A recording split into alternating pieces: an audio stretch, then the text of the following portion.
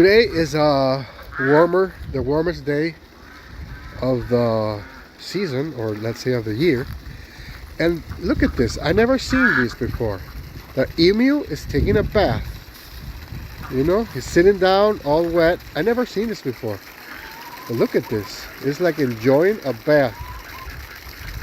It reminds me of the pig. Wow, never seen this before. Look at it. It goes all the way. Ah. Comment if you've seen something like this. Wow. Look at that. He loves it. Or she loves it. Wow. That was for the ducks, you know that? It's incredible. Never seen this before. Rangel Ranch, a love to hold.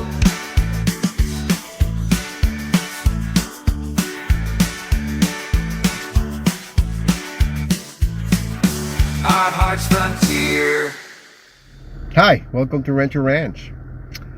You know, I'm here at the line at school. I'm picking up my kid from school. And I was talking to myself about what is happening right now in this government with, let's say, the intervention of the private sector. Because that's what's happening. A group of geeks from Silicon Valley, directed by Elon Musk, made a department called DOGE, because DOGE was a cryptocurrency.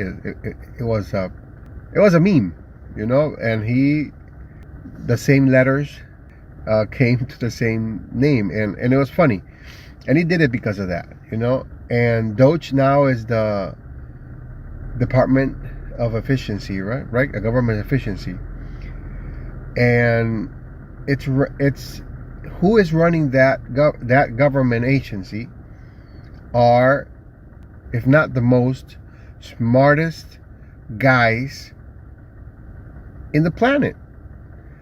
They all are either rocket scientists, developers of high level, or, well, Elon Musk, you know. There's a few I never saw before, but there were a few that I saw often. So I got impressed of the interview that Fox News did to them. I want to show you some about it and talk about this, because what is happening is, like Elon says, this is something that didn't happen since the foundation of this country. It's that incredible. And whoever doesn't understand, bad for them. I'm not pro anybody. I'm not pro Trump. I'm not pro Elon. I'm not pro, Democrats or Republicans. But you have to pick a side. You have to pick a side. Because what is happening right now, it's amazing. And they're doing the amazing thing. You know, when Obama did some good things, the environment thing, and he did some good things, and I applauded him. And I'm not Republican, I'm not Democrat. But now I think I'm getting a little bit more to Trump's side, because the other side is doing it wrong.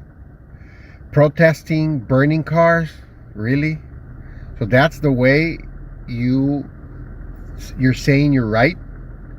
So you fight with your spouse about money, and you burn the car, the family car, to make a point? I think they're desperate, and when they're desperate, people do stupid things, and they're doing stupid things right now. So with that said, I want to talk a little bit about the interview. It was incredible. I saw it 2 times. And I'm amazed. This is going to change. If it continues, there's some numbers that it's hard to understand. You know, when Elon says that is some amount, some billions a day of savings, billions a day in savings. Wow. It's something overwhelming to think. Okay, so let's see some video. What are you doing?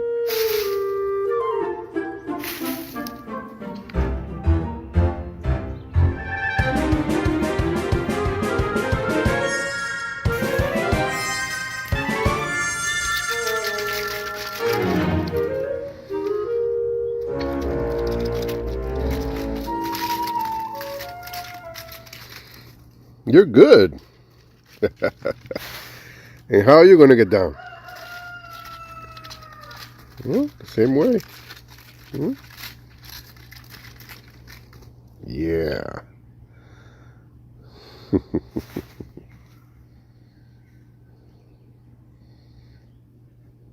Hello.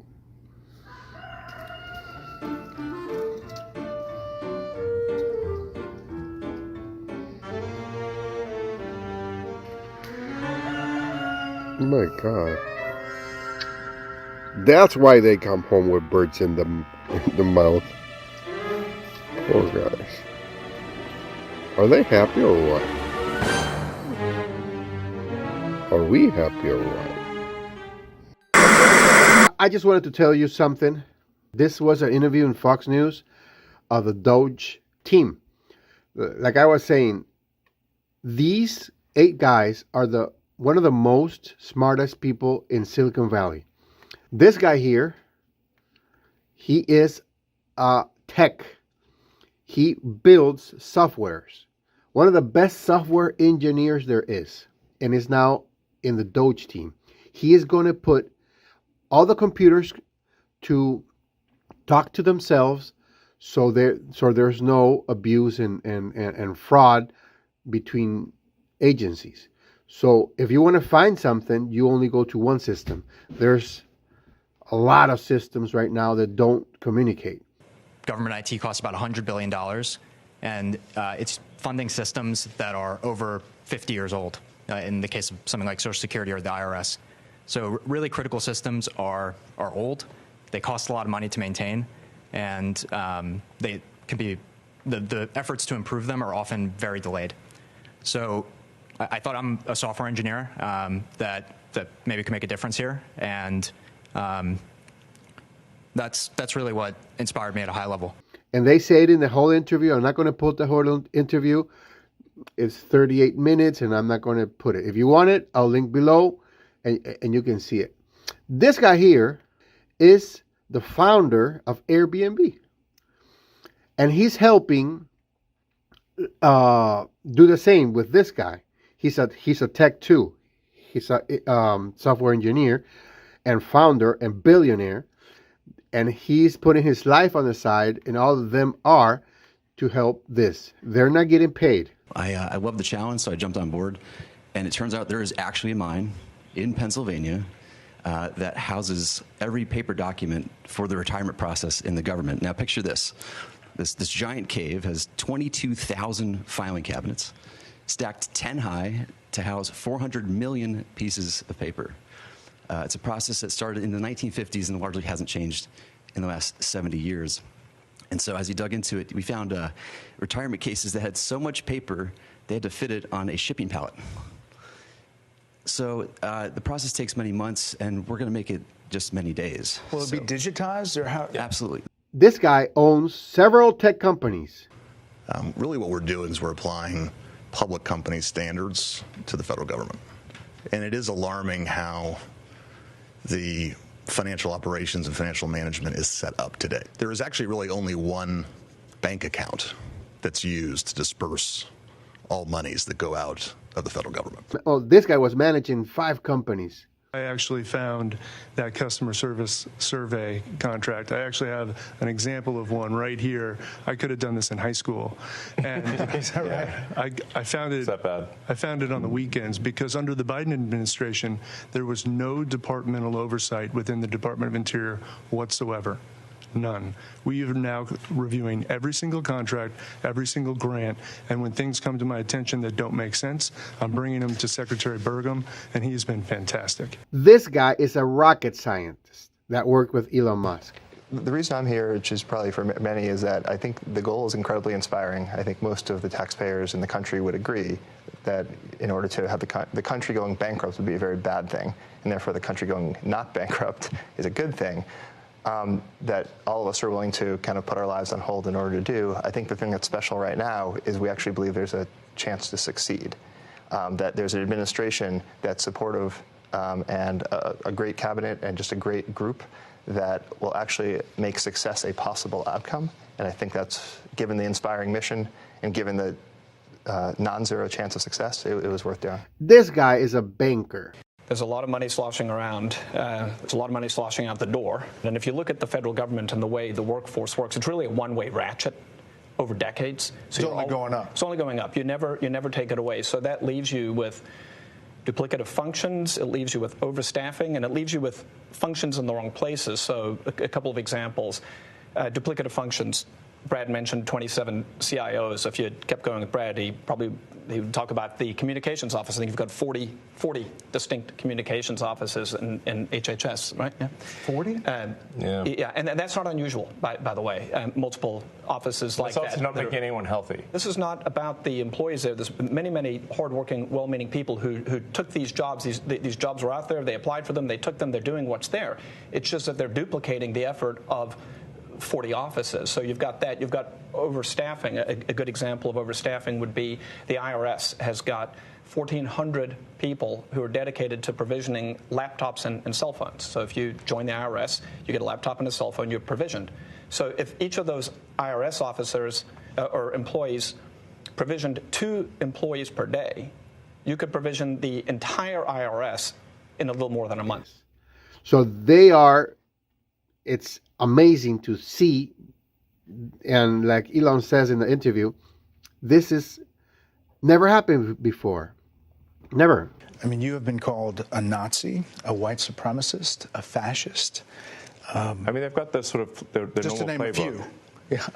I mean, they've still got it. They haven't. I guess they still need to call me Stalin, Mussolini, whatever, Genghis Khan, or whatever. I mean, they've called the president all these things. I think at one point there was a magazine cover which said President Trump was worse than Hitler, Mussolini, and Stalin combined.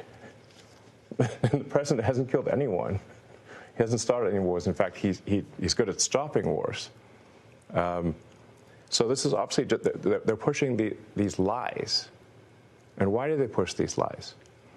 And I think that we need to hold people responsible for pushing these lies, because those lies almost got the president killed. What's something that people wouldn't know about the president? You're pretty close to him now. You spend a lot of time with him. What's something that people wouldn't know? I think the president is a good man. I think he is an honest man, and I've yet to see him do anything mean or anything that is wrong, that I would say morally wrong. Not even once. You know, a lot is coming your way, but sometimes you say stuff or post stuff that gets attention.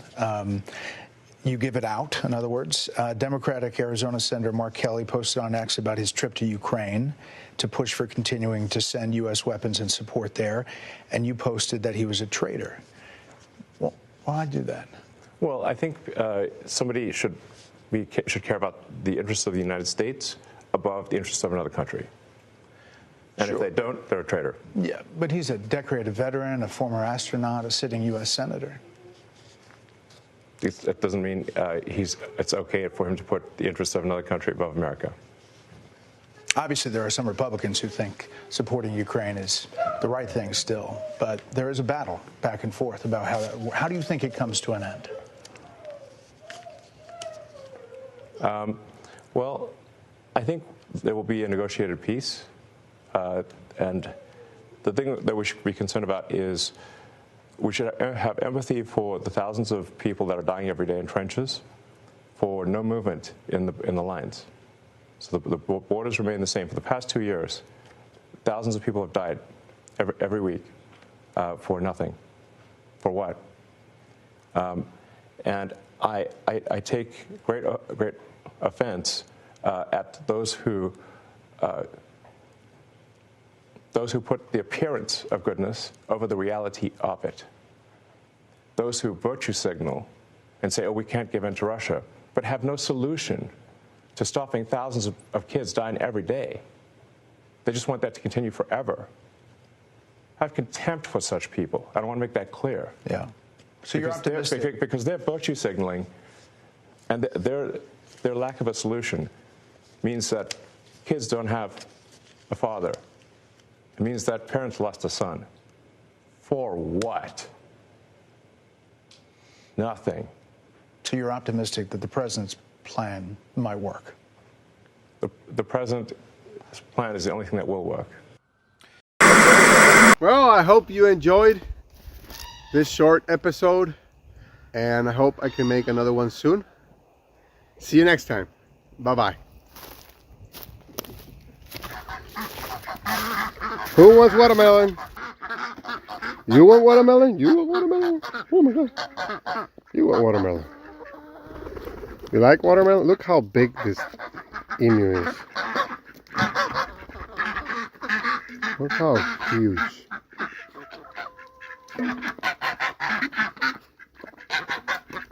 It's almost as tall as me right now. They got tall like the last month, like double the size. What's the matter with you guys? What's the fighting? My God.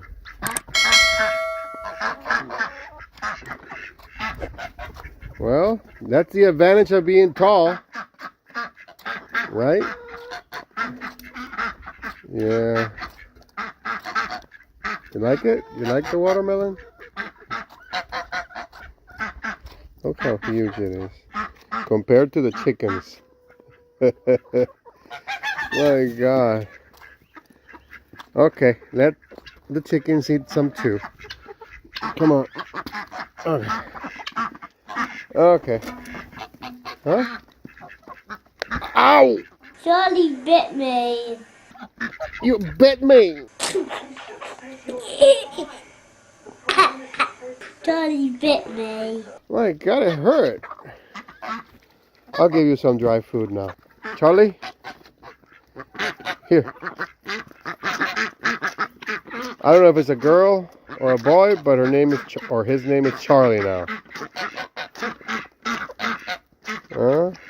Charlie is the name. Because she bit me. So, you know. That's the name. Right, Charlie?